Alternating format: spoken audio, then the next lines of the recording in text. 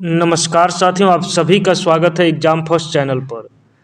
साथियों, exam first channel के द्वारा आज से कंप्यूटर एवं सूचना प्रौद्योगिकी से संबंधित जितने भी टॉपिक यूपी ट्रिपल एससी के द्वारा सिलेबस में मेंशन किया गया है, उसके अकॉर्डिंग सभी महत्वपूर्ण प्रश्नों की एक श्रृंखला आज से एग्जाम फर्स्ट चैनल पर स्टार्ट की जा रही है। और साथियों, अगर आप यूपी ट्रिपल एससी से कोई भी मुख्य परीक्षा देंगे तो आपको वहां पर 15 नंबर कंप्यूटर से पूछे जाने हैं। और अगर आप इन 15 क्वेश्चंस में 12 से 13 क्वेश्चंस को सही कर पाते हैं तो निश्चित तौर पर यह आपकी सफलता में एक बहुत ही महत्वपूर्ण योगदान रखेगा। तो साथियों, कंप्यूटर एवं सूचना प्रौद्योगिकी का जो ये यूथ कंपटीशन की बुक है, नई और लेटेस्ट बुक है। जितने भी एग्ज़ाम अभी तक हुए हैं यानी कि 2025 तक, जैसे बीपीओ का एग्ज़ाम हुआ था लेटेस्ट वाला, जूनियर असिस्टेंट का एग्ज़ाम हुआ था, तो उसमें जितने भी प्रश्न पूछे गए हैं उन सभी प्रश्नों का समावेशन इस बुक में किया गया है कि इस जो बुक है इसमें जो प्रश्नों का संकलन है वो कहाँ तक है। ग्राम पंचायत अधिकारी की परीक्षा जो 27 अप्रैल को हुई थी उसमें 15 प्रश्न पूछे गए थे। असिस्टेंट स्टोर कीपर में 20 प्रश्न, मंडी परिषद सचिव जो 2025 में जितने भी एग्जाम हुए हैं उन सभी प्रश्नों का इसमें समावेशन किया गया है। और यह समावेशन जो है टोटल यहाँ पर उत्तर प्रदेश अधीनस्थ सेवा चयन आयोग यानी कि यूपी ट्रिपल एससी द्वारा आयोजित प्रश्न पत्रों में से कंप्यूटर से संबंधित 506 प्रश्नों का अध्यायवार संकलन प्रस्तुत किया गया है। तो यहाँ पर अगर हम देखा जाए तो मोटे तौर पर 500 से प्रश्नों को कंप्यूटर से संबंधित जो अति महत्वपूर्ण प्रश्न हैं उनको हम चैप्टर वाइज यहाँ पर देखने वाले हैं। तो यहाँ पर जो है थ्योरेटिकल पोर्शन भी है, लेकिन थ्योरेटिकल पोर्शन से ज़्यादा हम फोकस करेंगे जो इस बुक में यहाँ पर एक एग्जाम पॉइंट यानी कि परीक्षा की दृष्टि से वन लाइनर जो है पॉइंट आउट किया गया है, और उसके बाद जो है महत्वपूर्ण एमसीक्यू चैप्टर वाइज यहाँ पर दिया गया है। तो साथियों, हम शुरुआत करेंगे। आज ये वाला वीडियो है, इस तरह से आगामी कुछ ही दिनों में आपको जो है पूरी बुक का वीडियो चैनल पर अपलोड कर दिया जाएगा। और हाँ, एक बात का आपको नज़रअंदाज नहीं कर सकते, कंप्यूटर के 15 प्रश्न आपको यूपी ट्रिपल एससी की किसी भी मुख्य परीक्षा में देखने को मिलेंगे। तो आपको निश्चित तौर पर कंप्यूटर पर अपनी पकड़ को मजबूत बनाना है। आप मजबूत बनाने के लिए परीक्षा दृष्टि यानी एग्जाम पॉइंट और एमसीक्यू के माध्यम से पूरा सभी प्रश्नों को देखेंगे तो निसंदेह आपकी जो पकड़ है वो कंप्यूटर विषय पर मजबूत हो जाएगी। और इस विषय में जो कंप्यूटर से कठिन प्रश्न आ रहे हैं तो सारा प्रश्न भी इस बुक में संकलित किया गया है। तो आइए परीक्षा दृष्टि के जो पॉइंट हैं उनको पहले देखते हैं। तो इसमें हम पहला देखेंगे कि कंप्यूटर का पूर्ण रूप है। तो कंप्यूटर का पूर्ण रूप जो है commonly operated machine used in technical and educational research. ENIAC का आविष्कार हुआ था तो यह जो है 1945 में। 2025 तक कंप्यूटर की पीढ़ियाँ हैं, तो ये कितनी पीढ़ियाँ हैं अभी तक? 5 पीढ़ियाँ अभी तक हैं। कंप्यूटर की पहली पीढ़ी में इस्तेमाल किया गया था तो यह वैक्यूम ट्यूब इस्तेमाल किया गया था। साथियों, इन एग्जाम पॉइंट के नीचे जस्ट एमसीक्यू दिया गया है, तो आप थोड़ा सा धैर्य बनाएंगे, बस तुरंत ही हम लोग एमसीक्यू पर आ रहे हैं। यूएसबी का खोज किया गया था किसके द्वारा? तो यह जो है अजय भट्ट के द्वारा यूएसबी का खोज किया गया था। अपोलो गाइडेंस कंप्यूटर की स्टोरेज क्षमता है तो कितने है? यह 64 KB है। अपोलो गाइडेंस कंप्यूटर एजीसी का आयतन एवं वजन है तो यह 1 घन फुट और 70 pound. Apollo guidance computer AGC का आविष्कार किया था तो यह चार्ल्स स्टार्क ड्रैपर लेबोरेटरी अगस्त 1966 में। इलेक्ट्रॉनिक डिवाइस जो डेटा को इन्फॉर्मेशन में बदलते हुए प्रोसेस करता है उसे प्रोसेसर कहते हैं। कंप्यूटर प्रोसेसर द्वारा इन्फॉर्मेशन में परिवर्तित किए जाते हैं तो यह डेटा से। और कंप्यूटर के संदर्भ में एएलयू का तात्पर्य है तो यह अरिथमेटिक लॉजिक यूनिट। कंप्यूटर के मस्तिष्क को कहा जाता है तो सीपीयू कहा जाता है, और सीपीयू का विस्तृत रूप सेंट्रल प्रोसेसिंग यूनिट है। गणना और तुलना करने के लिए कंप्यूटर के जिस भाग का प्रयोग किया जाता है वो तो उसे एएलयू कहते हैं। सीपीयू के एएलयू में होते हैं तो यहाँ पर रजिस्टर होते हैं। सेंट्रल प्रोसेसिंग यूनिट में एक कंपोनेंट के रूप में होता है तो यह जो है एएलयू यानी कि अरिथमेटिक लॉजिक यूनिट होता है। कंट्रोल मेमोरी अरिथमेटिक एवं लॉजिक यूनिट होते हैं तो यह सीपीयू में होते हैं। और कंप्यूटर में प्रोसेसिंग होती है तो यह सीपीयू में होती है। अर्थमेटिक परिचालन संपन्न करता है तो यह एएलयू करता है। वर्ड लेंथ यानी कि शब्द परास अधिक होने से कंप्यूटर की गति बढ़ जाती है। सीपीयू की गति को प्रभावित करने वाले कारक हैं, तो यह वर्ड लेंथ, कंप्यूटर घड़ी और कैश मेमोरी। 2 दिसंबर को प्रतिवर्ष मनाया जाता है तो विश्व कंप्यूटर साक्षरता दिवस। कंप्यूटर में आईसी का उपयोग है, तो कंप्यूटरों का आकार और लागत कम करना। प्रथम गणना यंत्र है तो यह अबेकस है। सबसे बड़ा, सबसे तेज और सबसे महंगा कंप्यूटर है सुपर कंप्यूटर। भारत में विकसित परम सुपर कंप्यूटर का विकास किस संस्थान ने किया है, तो यह सीडैक के द्वारा किया गया है। एकीकृत परिपथ यानी कि आईसी का प्रयोग किया जाता है, तो यह तृतीय पीढ़ी से शुरुआत हुई थी। आईसी का विकास किया था तो जेएस किल्बी ने। और इंटीग्रेटेड सर्किट प्राय बनी होती है, तो यह सिलिकॉन की बनी होती है। पहला इलेक्ट्रॉनिक कंप्यूटर ENIAC बनाया था तो प्रेस्पर एकर्ट एवं जॉन मूचली के द्वारा बनाया गया था। मेन फ्रेम कंप्यूटर के लिए मल्टीटास्किंग ऑपरेटिंग सिस्टम बनाया गया, तो यह बेल लेबोरेटरी के द्वारा बनाया गया। मल्टी प्रोग्रामिंग का प्रयोग आरंभ हुआ था, तो यह तृतीय पीढ़ी के कंप्यूटर से। और भारत में बने प्रथम कंप्यूटर का नाम है सिद्धार्थ। कंप्यूटर का जनक कहते हैं चार्ल्स बेबेज को। सर्वप्रथम आधुनिक कंप्यूटर की खोज हुई थी 1946 ईस्वी में। 1947 में बेल लेबोरेटरीज के जॉन बार्डिन, विलियम शॉकले तथा वॉल्टर ब्रेटन ने आविष्कार किया था, तो यह ट्रांजिस्टर का। और कंप्यूटर निर्माण उद्योग में अग्रणी होने के कारण भारत का सिलिकॉन वैली के रूप में जाना जाता है, तो यह बेंगलुरु शहर को जानते हैं। अब साथियों चैप्टर 1 से जो भी महत्वपूर्ण प्रश्न हैं, MCQs हैं, उनको हम यहाँ पर देखेंगे। तो यहाँ पर यह देख सकते हैं आपको कि ये जो BPO की परीक्षा हुई थी, लेटेस्ट परीक्षा हुई थी 2025 में, तो यहाँ पर इस तरह के कंप्यूटर से प्रश्न पूछे गए। इसके पहले जो भी परीक्षाएं होती थी 2021 से 22 से पहले, तो उसमें कंप्यूटर के बहुत ही बेसिक और वन लाइनर प्रश्न पूछे जाते थे। परंतु अब दिन प्रतिदिन कंपटीशन हार्ड होने की वजह से कंप्यूटर से भी अच्छे खासे और मॉडरेट से टफ लेवल के प्रश्न पूछे जाते हैं। तो यहाँ पर हम पूरा इस प्रश्न को देखते हैं। यह पीढ़ी से संबंधित है और जो टेक्नोलॉजी उसमें प्रयोग की गई थी उससे संबंधित है। तो पूरा सही मिलान हम देखते हैं यहाँ पर कि पहली पीढ़ी में जो है वैक्यूम ट्यूब्स का यूज किया गया था, दूसरी पीढ़ी में ट्रांजिस्टर्स का प्रयोग किया गया था, और तीसरी पीढ़ी में आईसी यानी कि एकीकृत सर्किट, और चौथी पीढ़ी में माइक्रोचिप प्रोसेसर चिप्स का प्रयोग हुआ था। कौन से कंप्यूटर वास्तविक संख्याओं से निपटते हैं और समस्या का उत्तर गिनती करके प्राप्त किया जाता है, तो यह असिस्टेंट अकाउंटेंट एंड ऑडिटर की जो परीक्षा हुई थी 2025 में, उसमें यह प्रश्न पूछा गया था। तो इस प्रश्न का सही उत्तर विकल्प ए यानी कि digital computer. Digital computer binary संख्या प्रणाली 0 और 1 का उपयोग करके डेटा का प्रतिनिधित्व और प्रक्रिया करते हैं। वे गणना और लॉजिकल ऑपरेशंस का प्रयोग करके समस्या का समाधान प्राप्त करते हैं, जबकि एनालॉग कंप्यूटर निरंतर डेटा को मापने और प्रक्रिया करने के लिए उपयोग किया जाता है, और वे वोल्टेज या अन्य निरंतर मानों का उपयोग करते हैं। कौन सा प्रोग्राम उचित भाषा में लिखे गए निर्देशों का अनुक्रम है, तो यह जो है विकल्प बी यानी कि कंप्यूटर। एक कंप्यूटर प्रोग्राम निर्देशों का एक सेट होता है जिससे कंप्यूटर द्वारा निष्पादित किया जाता है। ये निर्देश किसी विशेष कार्य को करने के लिए उचित प्रोग्रामिंग भाषा में लिखे जाते हैं। उदाहरण के लिए पाइथन, जावा, सी आदि। कौन इच्छा अनुसार डेटा को स्टोर, प्रोसेस और पुनः प्राप्त कर सकता है, तो यह जो है विकल्प डी यानी कि कंप्यूटर। कंप्यूटर वह उपकरण है जो डेटा को स्टोर, प्रोसेस और पुनः प्राप्त करने की क्षमता रखता है।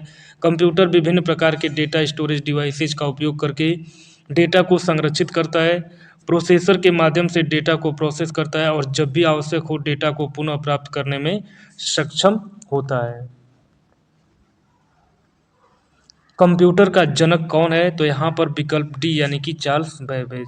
चार्ल्स बेबेज को कंप्यूटर का जनक कहा जाता है। वह एक अंग्रेजी गणितज्ञ, दार्शनिक, आविष्कारक और यांत्रिक इंजीनियर थे जिन्होंने 19वीं सदी से पहले मैकेनिकल कंप्यूटर या एनालिटिकल इंजन की कल्पना करने का डिजाइन किया था।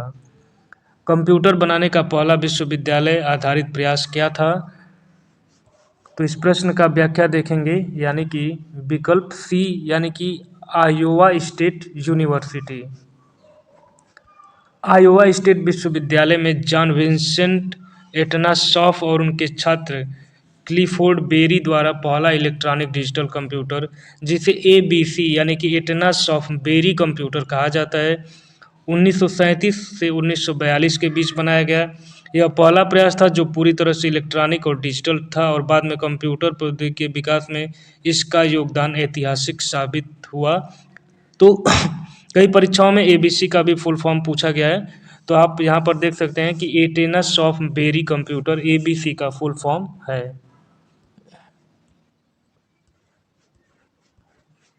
आप देख सकते हैं कंप्यूटर के प्रश्नों की प्रकृति किस तरह से बड़े और भड़काऊ है, तो इस तरह से आपको कंप्यूटर की अच्छी से तैयारी करनी पड़ेगी।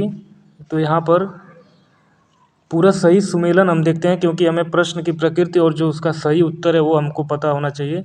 तो यहाँ पर इस प्रश्न का देखते हैं कि अपोलो गाइडेंस कंप्यूटर यानी कि एजीसी, तो इसका वजन जो है 70 पाउंड और आयतन लगभग 1 घन फुट था। अपोलो गाइडेंस कंप्यूटर एजीसी की भंडारण क्षमता कितनी थी, तो यह 64 केबी डेटा स्टोर कर सकता है। अपोलो गाइडेंस कंप्यूटर की प्रसंस्करण शक्ति कितनी है, तो यह आधुनिक मानकों की तुलना में बहुत सीमित प्रसंस्करण शक्ति थी, जिसे बिट्स और क्लॉक स्पीड में मापा जाता था। और आधुनिक लैपटॉप के बारे में क्या है कि यह माइक्रो प्रोसेसरों उच्च क्षमता भंडारण का उपयोग करता है और कार्यालय कार्य, गेमिंग आदि जैसे सामान्य प्रयोजन कंप्यूटिंग कार्यों के लिए सक्षम है। प्रश्न नंबर 8 भी इसी तरह का प्रश्न है। तो यहाँ पर हम देखेंगे इसका मिलान, यानी कि जो प्रिमिटिव है उसका अर्थ की सबसे छोटी इकाइयाँ जिन्हें आगे विभाजित नहीं किया जा सकता। संयोजन के साधन, तो एक प्रक्रिया जो हमें मौजूदा तत्वों को मिलाकर नए शब्द या अर्थ बनाने की अनुमति देता है। अनंत भाषाएं, यह एक भाषा प्रणाली जो नियमों के एक सेट के माध्यम से असीमित संख्या में सतही रूपों और अर्थों की अनुमति देती है।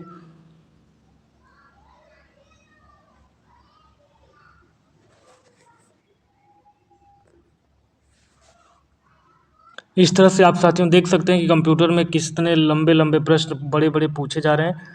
तो संयोजन के नियम, इसका मतलब ये दिशा निर्देशों या सिद्धांत जो बताते हैं कि सरल इकाइयों को किस प्रकार संयोजित करके बड़ी संरचनाएं बनाई जा सकते हैं, जैसे शब्द, वाक्यांश, वाक्य और रूपिम, यानी कि किसी भाषा में अर्थ की सबसे छोटी इकाइयों का अध्ययन भाषा विज्ञान में सामान्य। प्रश्न नंबर 9 देखते हैं कि कंप्यूटर की मूल भाषा है। तो यहाँ पर आप देख सकते हैं कि इस प्रश्न का सही उत्तर विकल्प बी यानी कि मशीन स्तर की भाषा। कंप्यूटर की मूल भाषा मशीन भाषा है। इसे मशीनी कोड और कंप्यूटर की प्रोग्रामिंग की सबसे निचली स्तर की भाषा के रूप में जाना जाता है तथा यह केवल 0 और 1 2 अंकों के प्रयोग से निर्मित श्रृंखला से लिखी जाती है। स्टोर्ड प्रोग्राम आर्किटेक्चर की अवधारणा जिसने आधुनिक कंप्यूटिंग को बहुत प्रभावित किया, सबसे पहले निम्नलिखित में से किस अग्रदूत द्वारा व्यक्त की गई थी? तो यह जो है इस प्रश्न का विकल्प देखेंगे, विकल्प बी यानी कि स्टोर्ड प्रोग्राम आर्किटेक्चर की अवधारणा सबसे पहले जॉन वॉन न्यूमैन ने प्रस्तुत की थी। इसे वॉन न्यूमैन आर्किटेक्चर के नाम से भी जाना जाता है। इस आर्किटेक्चर में प्रोग्राम और डेटा दोनों को कंप्यूटर की मेमोरी में स्टोर किया जाता है। यह आधुनिक कंप्यूटर्स के लिए एक बुनियादी ढांचा प्रदान करता है। निम्नलिखित में से कौन 5वीं पीढ़ी के कंप्यूटरों की नींव है? तो यह विकल्प बी यानी कि artificial intelligence AI. Artificial intelligence 5वीं पीढ़ी के कंप्यूटरों की नींव है। 5वीं पीढ़ी में बने कंप्यूटर को लॉजिक प्रोग्रामिंग और मैसिवली पैरेलल कंप्यूटिंग की मदद से बनाया गया था। कंप्यूटर की यह पीढ़ी समानांतर प्रोसेसिंग हार्डवेयर और एआई यानी कि आर्टिफिशियल इंटेलिजेंस सॉफ्टवेयर पर आधारित है। पहले यांत्रिक कैलकुलेटर को कहा जाता था, तो इसको विकल्प सी यानी कि पास्कलाइन। पहले यांत्रिक कैलकुलेटर को पास्कलाइन कहा जाता था, जो 1642 ईस्वी में ब्लेज पास्कल द्वारा आविष्कार किया गया था। यह डिवाइस अंकगणितीय कार्यों को सुगम बनाने के लिए डिजाइन किया गया था। असेंबली लैंग्वेज का इस्तेमाल कंप्यूटर की पीढ़ी में किया गया था, तो यह विकल्प डी यानी कि दूसरी पीढ़ी। दूसरी पीढ़ी की शुरुआत 1956 से 1964 ईस्वी तक मानी जाती है। इस पीढ़ी में ट्रांजिस्टर का प्रयोग किया गया था, जिसका विकास विलियम शॉकले ने 1947 ईस्वी में किया था। इसमें असेंबली भाषा का प्रयोग किया गया था। इसमें मेमोरी के तौर पर चुंबकीय टेप का प्रयोग किया जाने लगा था। वर्तमान 5वीं पीढ़ी के कंप्यूटर में भाषा का GUI यानी कि ग्राफिकल यूजर इंटरफेस का प्रयोग किया जाता है। अगला प्रश्न देखेंगे कि निम्नलिखित में से कौन सा ऑपरेशन के आधार पर कंप्यूटर का एक प्रकार नहीं है? तो यहाँ पर डिजिटल, हाइब्रिड, एनालॉग और रिमोट। तो इस प्रश्न का सही उत्तर जो है विकल्प सी होगा यानी कि रिमोट। दिए गए विकल्पों में ऑपरेशन के आधार पर रिमोट कंप्यूटर का एक प्रकार नहीं है। कंप्यूटर मुख्यतः 3 प्रकार के होते हैं: एनालॉग कंप्यूटर, डिजिटल कंप्यूटर और हाइब्रिड कंप्यूटर। एनालॉग कंप्यूटर ऐसे कंप्यूटर भौतिक परिणामों के निरंतर संसाधन के लिए बनाए जाते हैं। इन कंप्यूटरों के प्रयोग का उदाहरण विद्युत गृहों में देखा जा सकता है, जहां ये तापमान, वोल्टेज और करंट रीडिंग पर नियंत्रण रखते हैं। डिजिटल कंप्यूटर ऐसे कंप्यूटर 0 और 1 की डिजिटल तकनीक का प्रयोग करते हैं। अन्य तकनीकों की तुलना में यह तकनीक तीव्र गति से शुद्ध परिणाम देते हैं। हाइब्रिड कंप्यूटर ऐसे कंप्यूटर जो एनालॉग तथा डिजिटल दोनों तरह के कंप्यूटर का कार्य करने में सक्षम होते हैं, उनको हाइब्रिड कंप्यूटर कहा जाता है। जैसे आप पेट्रोल पंप पर अगर आप देखते होंगे तो वहाँ पर हाइब्रिड कंप्यूटर का इस्तेमाल होता है। किसी आधुनिक कंप्यूटर का जनक माना जाता है, तो इस प्रश्न का सही उत्तर विकल्प सी यानी कि चार्ल्स बेबेज। आधुनिक कंप्यूटर का जनक चार्ल्स बेबेज को माना जाता है। 1830 के दशक में इन्होंने विश्लेषणात्मक इंजन यानी कि एनालिटिकल इंजन को विकसित किया, जिसे आधुनिक डिजिटल कंप्यूटर का अग्रदूत कहा जाता है। पहली पीढ़ी के कंप्यूटर में प्रयोग किया जाता था, तो प्रथम पीढ़ी के कंप्यूटरों में वैक्यूम ट्यूब का प्रयोग किया गया था, अतः विकल्प ये होगा। यानी कि कंप्यूटर की प्रथम पीढ़ी की शुरुआत 1946 में ENIAC नामक कंप्यूटर के निर्माण से हुआ। प्रथम पीढ़ी कंप्यूटरों के लक्षण है निर्वात नलिकाओं यानी वैक्यूम ट्यूब्स का प्रयोग, पंच कार्ड पर आधारित और संग्रहण के लिए यानी कि स्टोरेज के लिए चुंबकीय ड्रम का प्रयोग। और प्रथम पीढ़ी की शुरुआत 1946 से हुई थी। कंप्यूटर की दूसरी पीढ़ी आधारित थी, तो यह विकल्प बी यानी कि ट्रांजिस्टर बेस्ड थी। दूसरी पीढ़ी के कंप्यूटर में निर्वात ट्यूब की जगह ट्रांजिस्टर का प्रयोग किया गया था। यह सस्ता और बिजली की कम खपत करता था तथा वैक्यूम ट्यूबों की तुलना में अधिक विश्वसनीय और तेज था। भारत का सबसे शक्तिशाली सुपर कंप्यूटर प्रत्यूष IITM यानी कि भारतीय उष्णकटिबंधीय मौसम विज्ञान संस्थान में स्थापित किया गया है। तो इस प्रश्न का सही उत्तर विकल्प डी यानी कि पुणे। भारत का शक्तिशाली सुपर कंप्यूटर प्रत्यूष IITM यानी कि भारतीय उष्णकटिबंधीय मौसम विज्ञान संस्थान पुणे में संस्थापित किया गया है। प्रत्यूष भारत का सबसे तेज सुपर कंप्यूटर था। इस सुपर कंप्यूटर की हाई परफॉर्मेंस कंप्यूटिंग क्षमता 6.8 पेटा फ्लॉप्स है, जो मात्र 1 सेकंड में कई अरब गणनाएं कर सकता है। निम्नलिखित में से कौन एक 2018 में स्थापित भारत का सबसे तेज सुपर कंप्यूटर है? तो इस प्रश्न का उत्तर जो है विकल्प डी यानी कि प्रत्यूष। प्रश्नकाल के समय भारत का सबसे तेज सुपर कंप्यूटर प्रत्यूष था। Pratyush Indian Institute of Tropical Meteorology Pune और National Centre for Medium Range Weather Forecast यानी कि NCMRWF नोएडा में सफल होने वाला सुपर कंप्यूटर है। यह जनवरी 2018 में स्थापित किया गया। यह भारत का पहला मल्टी पेटाफ्लॉप श्रेणी का सुपर कंप्यूटर है। यह 6.8 पेटाफ्लॉप्स की गति से गणना करने में सक्षम है। वर्तमान में भारत का सबसे तेज सुपर कंप्यूटर परम सिद्धि है। इसे पुणे स्थित centre for development of advanced computers के मुख्यालय में स्थापित किया गया है। 3G, 4G और 5G की मोबाइल प्रौद्योगिकी श्रृंखला में जी का क्या अर्थ होता है? तो जी का अर्थ जनरेशन यानी कि विकल्प डी। 3G, 4G और 5G में जी का अर्थ जनरेशन होता है। जब भी किसी फ़ोन में नई तकनीकी आती है तो उसे नेक्स्ट जनरेशन स्मार्टफोन कहा जाता है। जैसे नई टेक्नोलॉजी आती है तो उसका वर्जन अपग्रेड कर दिया जाता है और इस टेक्नोलॉजी के बदलाव के साथ साथ नए आने वाले फ़ोन में भी काफ़ी बदलाव आता है। निर्देशों का एक संग्रह है जो कंप्यूटर द्वारा निष्पादित किए जाने वाले एक विशिष्ट कार्य है। तो इस प्रश्न का सही उत्तर विकल्प सी। एक कंप्यूटर प्रोग्राम आमतौर पर एक विशिष्ट कार्य निष्पादित करता है। सॉफ्टवेयर निर्देशों का एक संग्रह है जो यूजर को कंप्यूटर, उसके हार्डवेयर तथा अन्य घटकों को एक विशिष्ट कार्य करने में सक्षम बनाता है। निम्न में से कौन सा कार्य किसी कंप्यूटर के CPU द्वारा निष्पादित नहीं किया जाता है? तो इस प्रश्न का सही उत्तर होगा विकल्प बी यानी कि निर्देश व्याख्या। किसी कंप्यूटर के CPU द्वारा निम्नलिखित कार्यों को निष्पादित किया जाता है, जैसे डेटा को अस्थायी रूप से एकत्रित करना, निर्देश प्राप्त करना और डेटा प्रसंस्करण करना। कंप्यूटर तथा टाइपराइटर के लिए इस्तेमाल की जाने वाली कीबोर्ड की क्वेरिटी शैली विधि का आविष्कार किसने किया था? तो इस विधि का आविष्कार विकल्प डी यानी कि क्रिस्टोफर लैथम सोल्स ने किया था।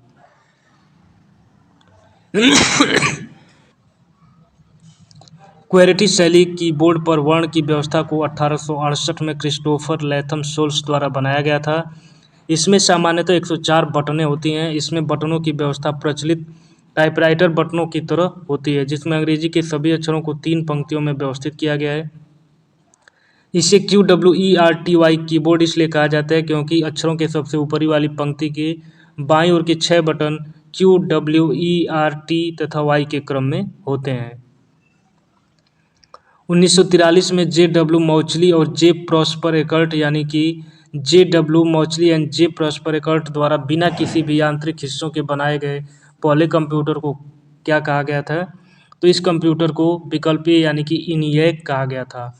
ENIAC कंप्यूटर को डॉक्टर J.W. मौचली और J. प्रॉस्पर एकर्ट द्वारा बिना किसी भी यांत्रिक हिस्सों के बनाया गया पहले कंप्यूटर ENIAC को electronic numerical integrator and computer 1943 में इस परियोजना की शुरुआत करने का अधिकार प्राप्त हुआ। इससे प्रोजेक्ट PX के लिए अमेरिकी सेना ने अनुदान प्रदान किया तथा 1946 में यह आविष्कार पूरा हुआ। वह कौन सा नियम है जो बताता है कि प्रोसेसर की गति या कंप्यूटर की समग्र प्रसंस्करण शक्ति प्रत्येक 2 वर्ष पर दोगुनी हो जाएगी?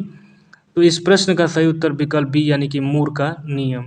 इंटेल के संस्थापक गार्डन मूर ने सबसे पहले कंप्यूटर की प्रसंस्करण शक्ति का बारीकी से अध्ययन किया तथा यह बताया कि प्रोसेसर की गति या कंप्यूटर की समग्र प्रसंस्करण शक्ति प्रत्येक 2 वर्ष पर दोगुनी हो जाएगी। कंप्यूटर का सबसे आम प्रकार है। इसका उपयोग आमतौर पर द्विआधारी संख्या प्रणाली का उपयोग करके मात्राओं के साथ जानकारी को संसाधित करने के लिए किया जाता है। तो इस प्रश्न का सही उत्तर विकल्प बी यानी कि डिजिटल कंप्यूटर का सबसे आम प्रकार है। इसका प्रयोग बैंक, व्यापार, बैंकिंग, शिक्षा, मनोरंजन आदि में किया जाता है। इसका उपयोग आमतौर पर द्विआधारी संख्या प्रणाली का उपयोग करके मात्राओं के साथ जानकारी को संसाधित करने के लिए किया जाता है। कंप्यूटर की दूसरी पीढ़ी किस दौरान के देखी गई थी? तो यह विकल्प सी यानी कि 1956 से 63। कंप्यूटर की दूसरी पीढ़ी 1956 से 63 के दौरान देखी गई थी। द्वितीय पीढ़ी के कंप्यूटर में निर्वात ट्यूब के स्थान पर हल्के और कम विद्युत खपत करने वाली ट्रांजिस्टर डिवाइस का प्रयोग किया जाता था, जिसका आविष्कार विलियम शॉकले, जॉन बर्डिन और वाल्टर ब्रेटन ने किया था।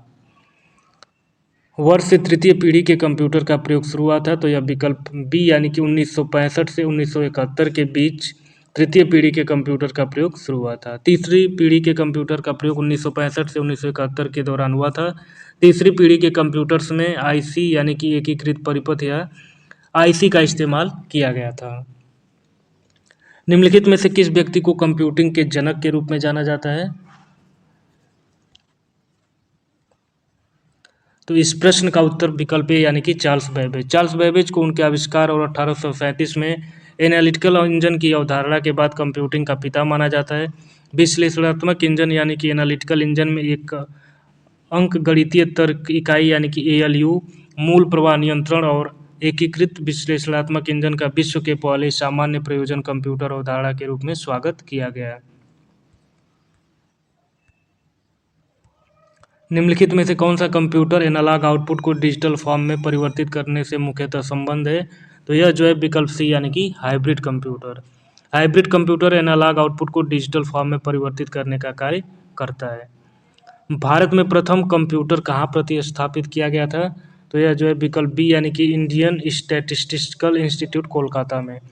वर्ष 1952 में भारत में कंप्यूटर युग की शुरुआत भारतीय सांख्यिकी संस्थान इंडियन स्टैटिस्टिकल इंस्टीट्यूट कोलकाता से हुई। इस ISI में स्थापित होने वाला पहला एनालॉग कंप्यूटर भारत का प्रथम कंप्यूटर था। कैलकुलेटर किस प्रकार की कंप्यूटर कार्य पद्धति पर कार्य करता है? तो यह जो है विकल्प सी यानी कि डिजिटल कंप्यूटर। कैलकुलेटर जो है डिजिटल कंप्यूटर की पद्धति पर कार्य करता है। कंप्यूटर एक प्रकार की गणितीय गणना करता है। भारत में निर्मित प्रथम सुपर कंप्यूटर को क्या नाम दिया गया था? तो यह विकल्प बी यानी कि परम 8000 को भारत का पहला सुपर कंप्यूटर माना जाता है। यह 1991 में सीडैक द्वारा बनाया गया है। आदित्य भारतीय मौसम विज्ञान संस्थान पुणे द्वारा बनाया गया सुपर कंप्यूटर है। तो इस तरह से साथियों जो कंप्यूटर का पहला चैप्टर था उससे हमने सभी 33 महत्वपूर्ण प्रश्नों को व्याख्या सहित देखा। तो आप सभी साथियों का बहुत बहुत स्वागत है। आपने यहाँ तक वीडियो देखा और साथियों आप प्लीज़ इस चैनल को सब्सक्राइब कीजिएगा। तब तक के लिए साथियों नमस्कार, धन्यवाद। मिलते हैं एक दूसरे वीडियो में।